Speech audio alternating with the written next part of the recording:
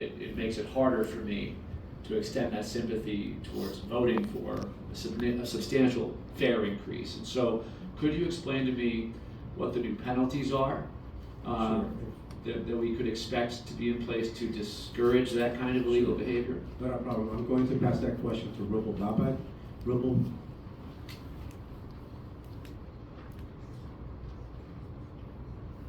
My name is Rupal Bapat, and I'm a deputy commissioner with BACP. Can you hear? Yes, we can hear you. Okay, all right, great. The ordinance includes raising the deterrent of the minimum fine for illegal taxi operators from $100 to $1,000 to deter illegal unlicensed activity. And the ordinance actually, it's clear that the taxi meter must be activated when a passenger enters, and the meter, a taxi cab driver must make sure that the taxi meter is operating. So that it, to clarify that, so that would support enforcement from ACP.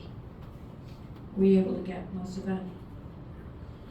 If I may, Chairwoman, Yes. Rupal, can you turn your camera off to see if we can get a little bit of better? Okay. Can you repeat Is the this answer? louder? Can you repeat Is the this answer to the louder? question? Sure. Can you hear me now? Is this We better? can hear you, but you were going in and out, so. Okay, I apologize. All right, so, thank you for that question, Alderman. The ordinance, the proposed ordinance, increases the minimum fine for illegal operators from $100 to $1,000 to deter unlicensed operation. In addition, the ordinance strengthens or clarifies a taxi cab driver's legal obligation to turn on the meter and to ensure that the meter is operational when they're engaging passengers. The language is not explicitly clear, but the ordinance, not what the proposal does is to make it plain English, that you need to turn on the meter when you engage to a passenger. Okay, well, and thank you for answering the question. Does that $1,000 fine extend to a licensed taxi cab driver who fails to pull the flag? Or is that only a $1,000 fine for someone operating a cab illegally, without a medallion, without proper license, insurance requirements, these sorts of things? So the fine rate for violations of the ordinance are already up to $1,000. So this is a BAC, and thank you for that question. BACP does enforce, this is a regular enforcement of against taxi cab drivers that don't activate meters. The fine rate is already there in of the code. Again, we're having trouble hearing you. Commissioner, do you know the answer to that question? So this ordinance actually includes, it's meant to prevent that type of. What is the fine for not, under your ordinance, what is the fine for failing to pull the flag? It's between $100 and $1,000. Between 100 and 1,000. So what is the baseline $1,000 fine for? What we're trying I to thought you do is- represented that illegally operating a taxi cab is a $1,000 fine now. Can you rephrase your question? I'm not sure what you're trying to say. I'll rephrase it, okay? $1,000. It was mentioned in your testimony that you were establishing a new $1,000 minimum fine for something. What is that? For failure to turn the meter on. For failure to turn the meter. So it's a $1,000 fine, minimum fine for Yes. failing to pull the flag. $100 to $1,000. The $1,000 will be the minimum fine. Wait, you just said from 100 to 1,000. That's what it is right now. It's from 100 to 1,000. And It's now it'll be it's gonna be $1,000. Okay.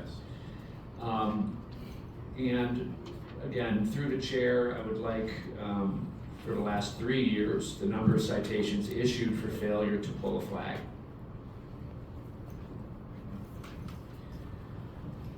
Does this ordinance relax any requirements for inspections of these vehicles? No, this one, for the way vehicles, it actually increases the number of inspections to twice a year for wheelchair accessible vehicles. Right now it's once a year. Under this ordinance, wheelchair accessible vehicles will be required to have inspections twice a year. Okay, and I support that, but what about cabs that aren't wheelchair accessible? Once a year still. Once a It will year? remain to once a year, yes. How many officers do you have assigned to enforcing taxi cabs citywide? Specifically, about 5. Sorry, how many? 5 investigators. 5? Yes. And how many There are taxi, 8 to how many 10. taxi cab medallions exist in the city of Chicago? Rupa, can you confirm that number, please?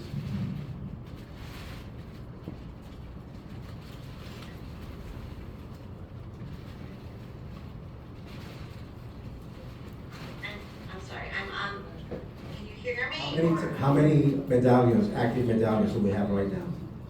They're approximately, around, we can get you the exact number, but they're currently around 30,000, taxi cabs that are actually doing passenger trips.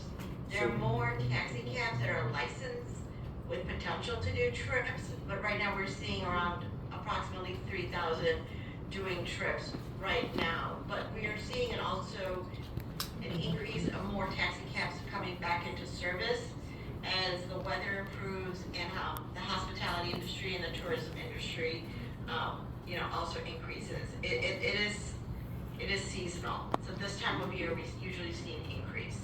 I see. Yeah, and again, I'm sorry, Chair, I know you have a long agenda, and I'll take more of these questions offline, but I'm trying to make a point here. So according to the testimony we got over Zoom here, about 3,000 cabs are in operation right now? Yes. We have a total of 5 inspectors citywide. And where I see the greatest amount of abuse is around special events in the city of Chicago. And as we all know, in the summer, we have multiple large-scale special events happening per weekend. Your inspectors, they work from when to when? So we have a Monday through Sunday operation with Wednesday through Sunday having longer hours in the day. So we start Monday and Tuesdays, regular 9 to 5, 8:30 to 5. And then Wednesdays and Thursdays from 8 a.m. to 2 a.m. And on the weekends? 8 a.m. to 10 a.m. to 2 a.m. 10 a.m. to 2 a.m. Yes. And we have a total of 5 inspectors. Just for that area only. We have, For taxi yeah, cabs. for public vehicles, yes. Right. Not only taxis. So if we have Lollapalooza and say a game at Wrigley Field and a soccer match going on at the same time, we have a total of 5 inspectors. We always balance our workforce to cover everything, but assigned to public vehicles, approximately 5 bodies, yes. Okay. And did you host any briefings on your plans to jack up these rates? Yes, we did 2 briefings. Okay, apparently I missed those. All right, well, I'll ask the rest of my questions offline, but I'll plan on voting no on this, Madam Chair. Thank you. Alderman Conway? How do these new rates compare to what Uber is generally charging? We talked about the competition we're getting from rideshare. How do these rates compare to what Uber's Yeah, charging? I'll have Rupal do that comparison. Rupal, if you can, please. The problem with RuPaul is we can't understand her. She So- asked those specific questions. Can she, is she in the building? No, she's not. Oh, I'm not in the building. I'm sorry. I'm going to try again. This is Rupal Bobbitt. I hope you could hear me. I'm trying my best. Uber and Lyft, and any transportation network provider, they are not allowed to do street hails. All their fares are through their app, which needs to be approved or agreed upon by the passenger. We don't regulate those fares.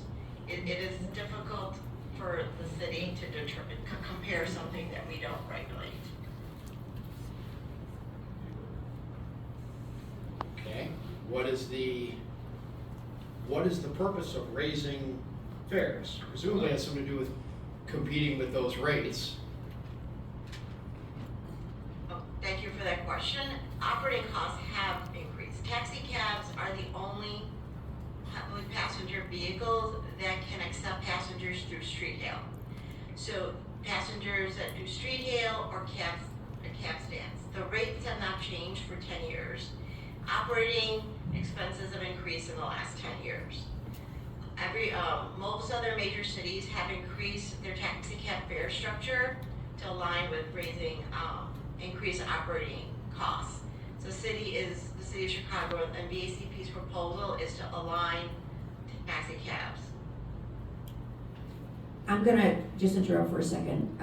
I believe it was stated in the briefings that the taxi cab industry has been asking for this ordinance, is that correct? Yes, Alderwoman, Chairwoman, thank you for that. I wanted to reiterate to everybody that this is an ordinance that was proposed by the taxi industry, and BACP is presenting this on behalf of the taxi industry to the city. Yeah, well, for what it's worth, I mean, when I, take a cab from home versus Uber from home, it's like a $5 cab ride and a $10 Uber ride. And I think that speaks to the fact that cab fares have fallen behind, of course, the last 10 years, so I think this is something I'm in favor of. Moving forward. Are you done with your questions? I yield the balance of whatever time I have. Alderman Lawson, did you have a question?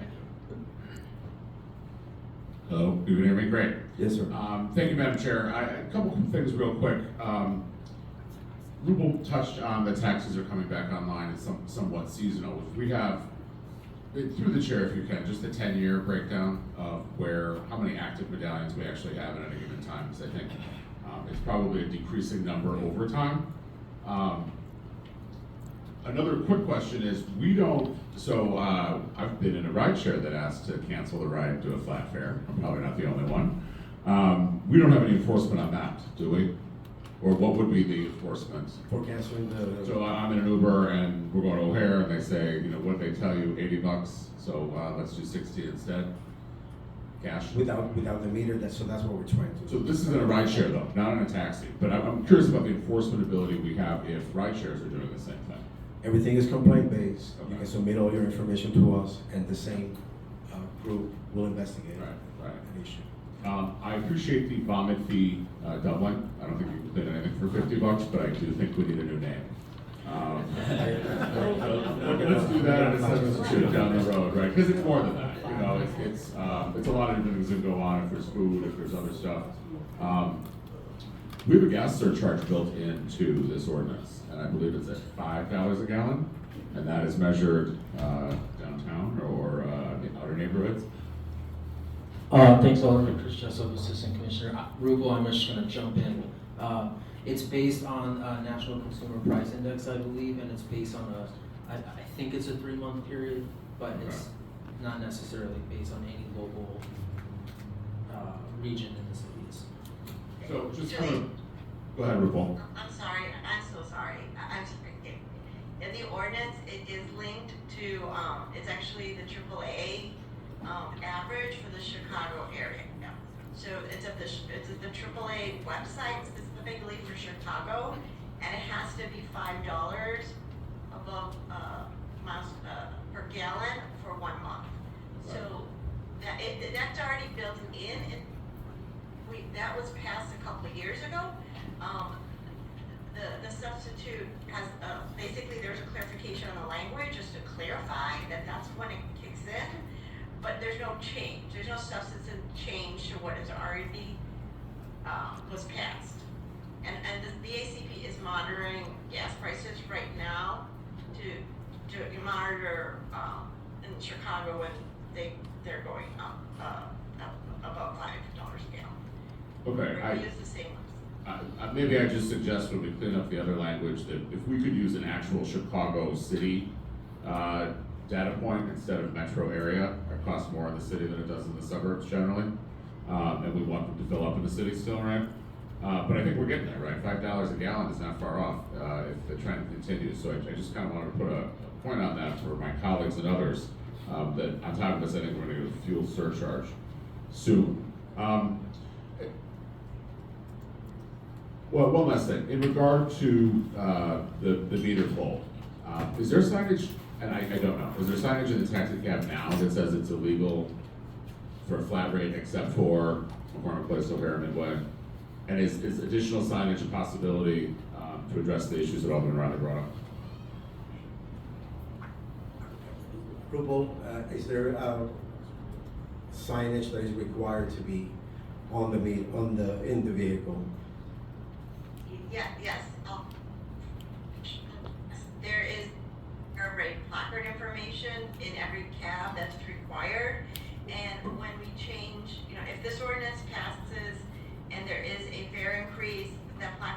updated to also clarify that the meter must be activated. It is, currently, there is information in every taxi cab, that talks about the meter and also fare and taxi cab driver, obligation to the passenger. When the placard is updated, there will be added clarity to the meter being on. The placard also includes 311 complaint information for all passengers. Great, I think that answers the question. When you got the new placard, send it to us so we all can see it. Because, you know, I used to be able to get a cab in Lakeview all the time. You could walk to Clark or Halsted and Broadway, and that doesn't exist anymore. So if I take a taxi, it's got to be from the airport or somewhere in the loop. I don't go to McCormick Place very much. So there is some sympathy for these guys, especially as costs rise. So I will be a yes. Thank you. Alderman Moore? Alderman Moore, did you have questions? I don't think your mic's on. Yes, I just wanted to say, you know, first of all, thanks for the briefings, and thanks for listening and going back. Again, these so many years since the cab industry, you know, had this increase, but also was during the Rahm administration when they were bringing Uber in. We knew that this would, you know, we talked about this happening, and there were several voices in the council. And I know they were talking about equity and things like that within the communities, which was important. But we also talked about the, you know, increase in, like you were seeing with Uber pricing and all of that. And so still people also have to rely on some taxis, and especially people with disability. I'm finding out, and I'm seeing that more and more now. As elderly parents are living longer, and they have to get into accessible vehicles. It's that taxi industry that we're relying on, because the cost to get someone, if you go to a specialty service that can drop somebody off somewhere between, you know, Far City to whether it's the south side to the west side or somewhere in the suburbs to the south side, gets up to around, I've been quoted anywhere from $300 to $700 for a round trip with these specialty services.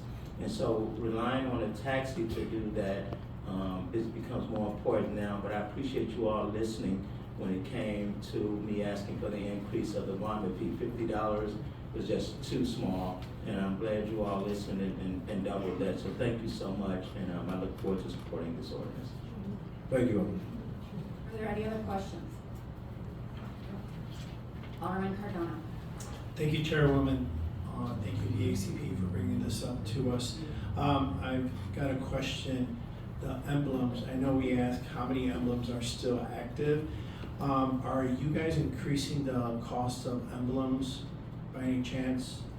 So the medallions have lost value over time, as you know. Right now, they cost around $5,000 from 28,000 years ago. Rubel, can you confirm that number, the price of a medallion? But that's based on the market. We're not increasing licensing fees or anything like that for this. This is just making the adjustments to the fares. Okay. But if you want to know exactly how much is a medallion worth right now, Rubel has that information. Yeah, if you could pass it through the chair, and also. She can say it right now. Rubel, do you have the cost of the medallions? So, my understanding of the Alderman's question was, is there an increase in license fees? And there is no increase in license fees. We The want, ordinance, no, that's not the question. The question, we could just get that through the chair. Yeah. Just get it through the chair. It's on average $5,000. Okay. But I'll get you that correct. All right. Thank you, Madam Chair. Any other questions? Okay. Alderman Lawson moves to pass. All in favor say aye. Aye. Any opposed? Alderman Riley will be recorded as a no. In the opinion of the chairs, the ayes have it, and the motion is passed. Thank you. Is Alderman Robinson in the building?